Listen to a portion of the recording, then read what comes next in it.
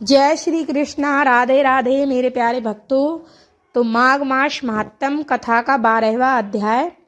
यमदूत कहने लगा कि जो कोई प्रसंगवश भी एकादशी के व्रत को करता है वह दुखों को प्राप्त नहीं होता। मास की दोनों एकादशी भगवान पद्मनाभ के दिन हैं। जब तक मनुष्य इन दिनों में व्रत नहीं करता उसके शरीर में पाप बने रहते हैं। हजारों अश्वमेघ सैकड़ों वाजपेयी यज्ञ एकादशी व्रत की 16वीं कला के बराबर भी नहीं है। एकादशी के दिन व्रत करने से 11 इंद्रियों से किए सब पाप नाश हो जाते हैं। गंगा गया, काशी, पुष्कर, कुरुक्षेत्र, यमुना, चंद्रभागा कोई भी एकादशी के तुल्य नहीं है। इस दिन व्रत करके मनुष्य अनायास ही वैकुंठ लोक को प्राप्त होता है।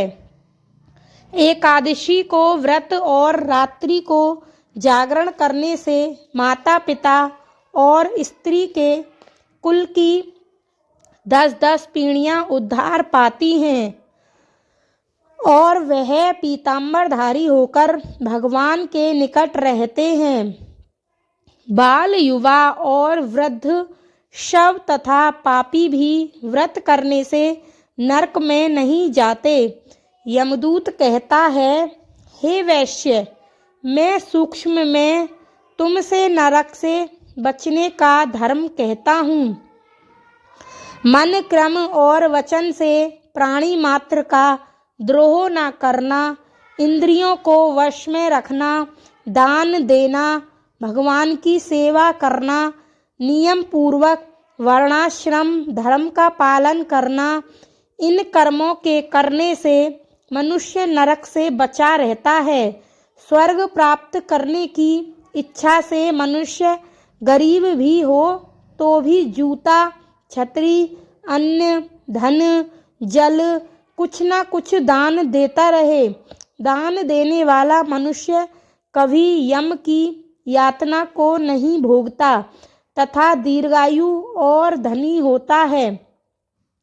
बहुत कहने से ही क्या, अधर्म से ही मनुष्य बुरी गति को प्राप्त होता है।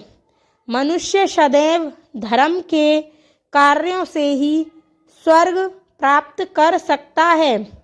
इसीलिए बाल्यावस्था से ही धर्म के कार्यों का अभ्यास करना चाहिए।